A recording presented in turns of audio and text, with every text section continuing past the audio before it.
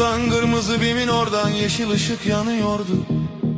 BİM'in oradan karşı yoldan geçtim, bu yola geçtim. Dayı inşallah. Adam beni çarptı, adam beni çarptı. Gözüm gülmez de. Zavadak dedi, ben de o heyecanla şeyle vardım gittim köye doğru, şurada durdum. Kutlu olun ben. Baktım teker de yok arabada.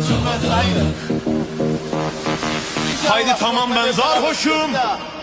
Ben haydi geçebilirim, tamam ben suçluyum da. Şu anda kanunen o suçlu. O suçlu yani, devletin ışıklarına faydalanmayan, devletin ışıklarına uymayan. Benim suçum ne? Kırmızı ışıkta dursaydı ben varıp gidecektim. Evimde şu anda yatır olacaktım. Yatır olacaktım, yatır. Ama tamam, ben belki alkollü olabilirim de. Bu arkadaş neyin ecelinde?